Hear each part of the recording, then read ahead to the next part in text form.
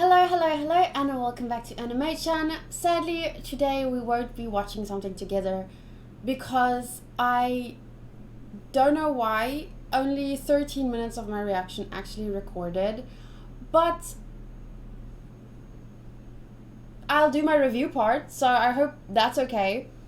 I'm going to be doing this without cutting and editing, so please bear with me. I don't have like a take two. So, episode 2 of DORORO. First of all, maybe I'll still upload my reaction of the song, or the first half of the episode. I'll still upload that to Dailymotion, and I will share the link with everyone. You look in the description and the pinned comment, I'll put the link there. It basically has my reaction of the intro song, which I've heard before, but still I freak out to the opening song. It's so good. And then the first 12 minutes-ish of the anime. Not much happens in the beginning. We basically just get a little recap of what happened in the first episode through Dororo's narrative.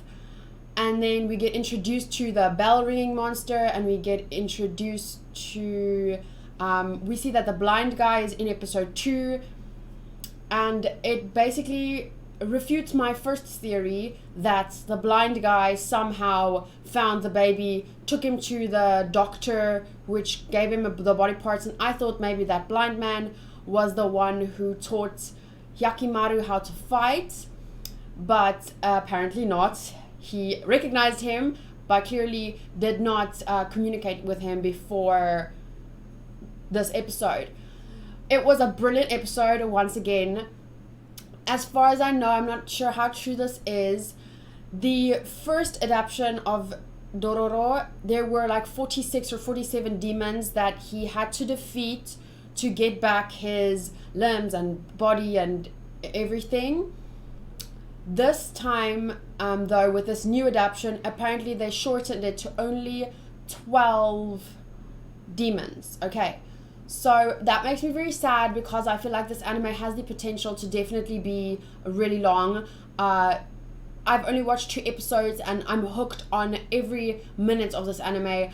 I'm excited to get to know more characters. I'm excited to learn about both Dororo and Hyakkimaru's backstory. How did Hyakkimaru learn how to fight, and how was he raised, and all that kind of stuff. I'm very...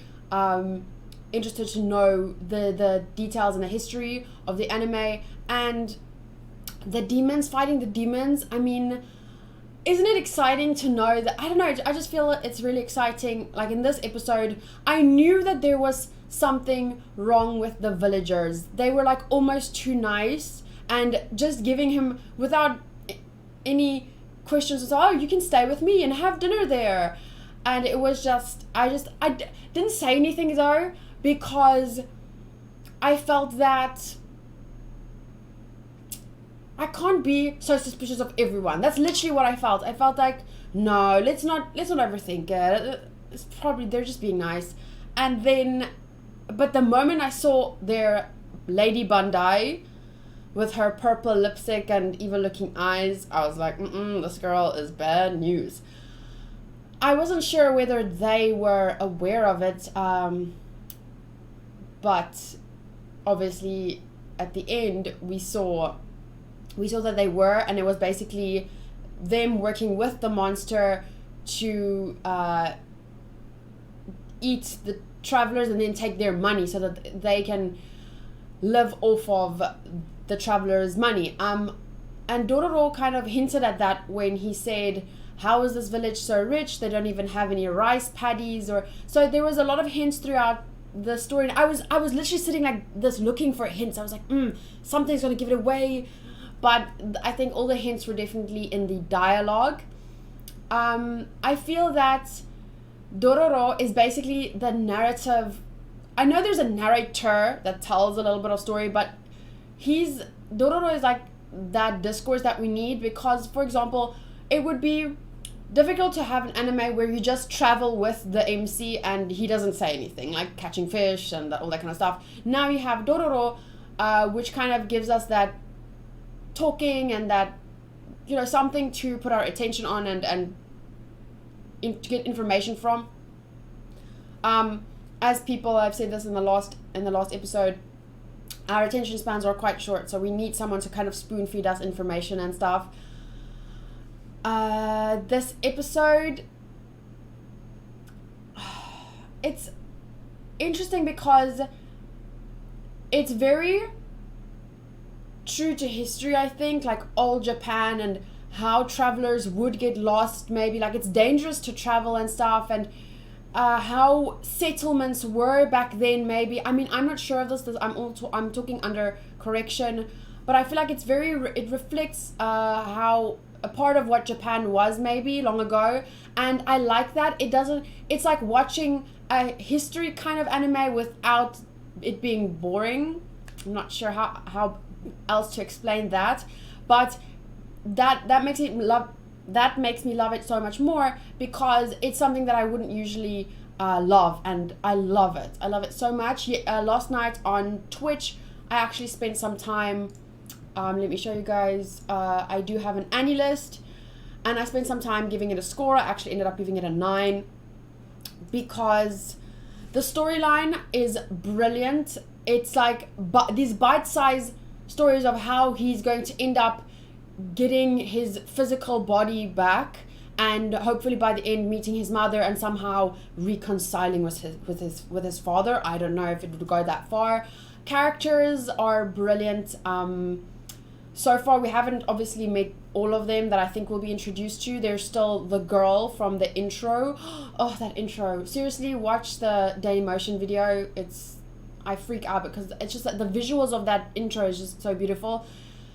Visuals, I gave it a 9. It might not be the most colorful anime, because you know their hair is all natural colors. There's not bright neon colors or anything, because it is like this old Japan look.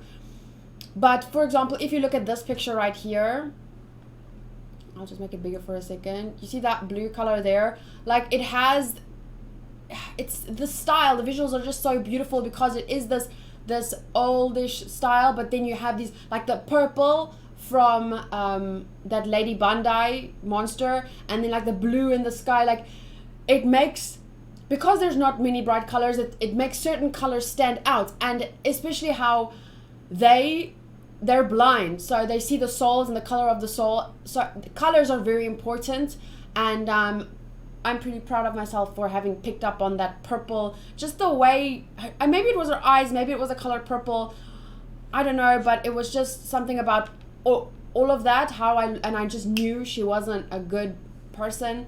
So they use colors kind of to denote, like we can make so many assumptions based on the colors that we get through the anime. Audio, gave it a 10. I think voice acting is amazing. Like someone pointed out, DORORO actually sounds like a child.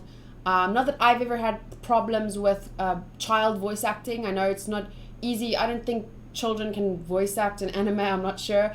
But I think the voice acting in this episode, in this anime, is brilliant, as well as the opening song, as well as the ending song.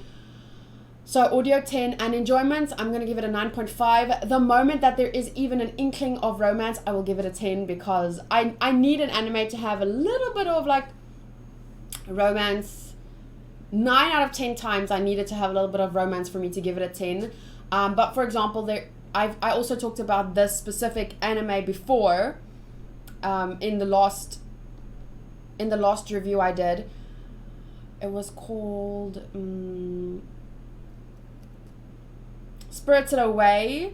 It's a Studio Ghibli movie, and these two anime, they make me think of each other, both because it has the same tone, the same kind of magic around it. Because if you look at the reason I'm bringing this up now specifically is because there's no romance really in that anime, but I still gave that a 10. So that's why this came up now. But now that I think about it, is that anime and this one, they make me think of each other because it's got this kind of magic around it. And I'm sure that many of you would agree when you think about, many of us aren't Japanese, but when we get enthralled and we're in awe of anime and like Japanese folklore and their way of storytelling.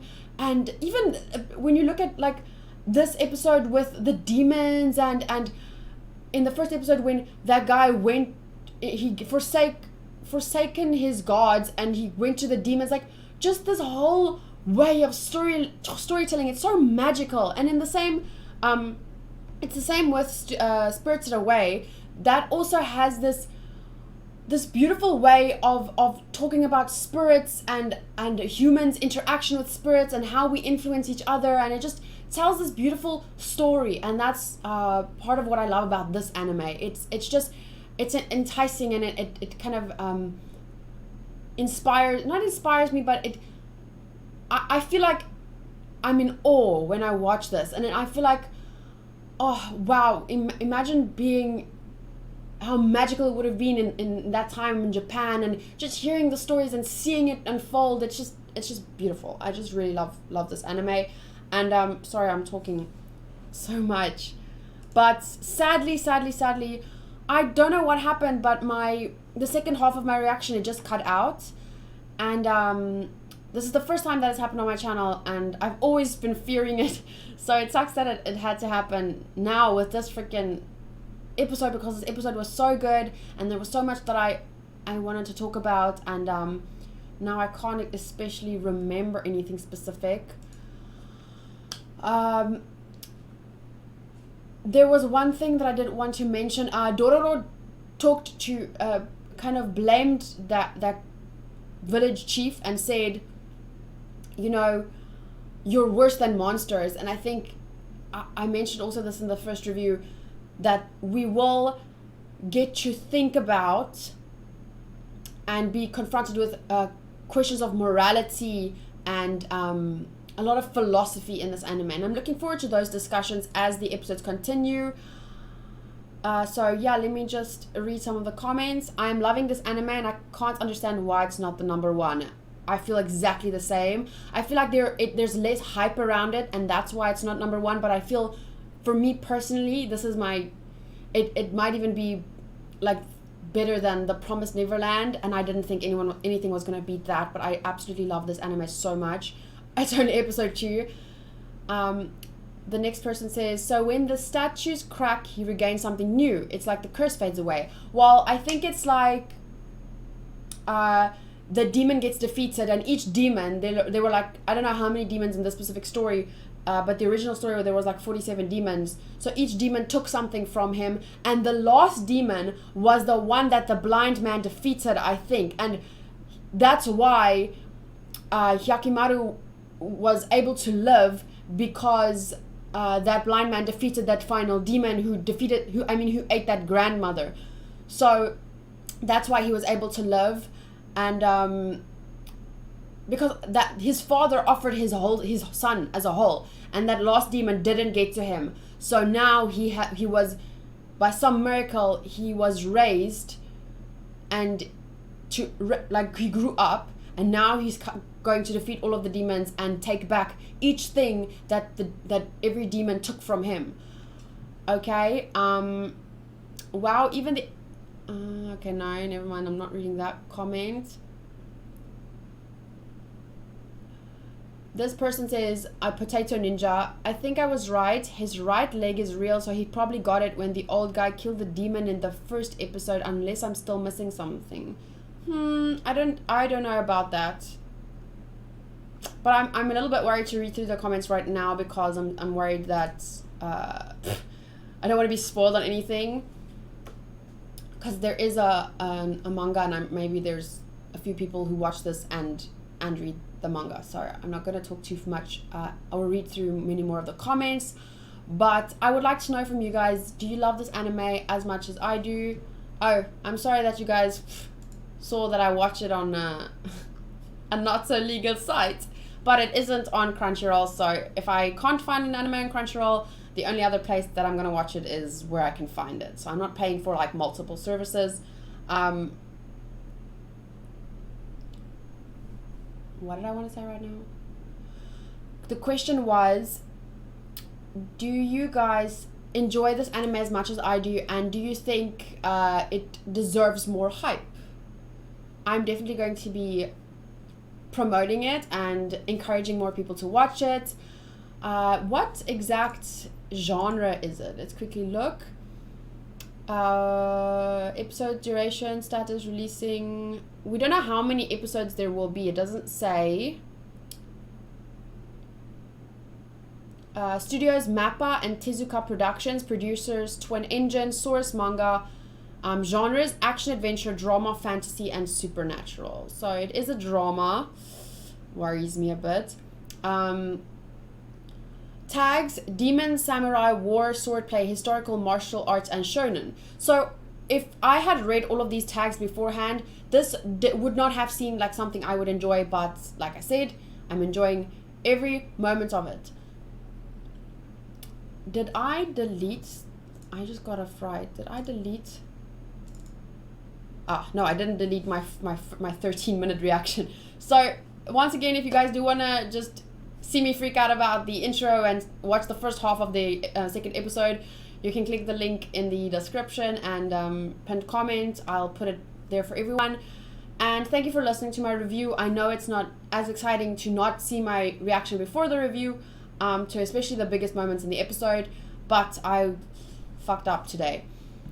So I'm sorry, but thank you for listening to my thoughts anyway. Feel free to share your thoughts in the comments. I would love to hear what you think about this anime. And I'll see you guys next week for episode 3.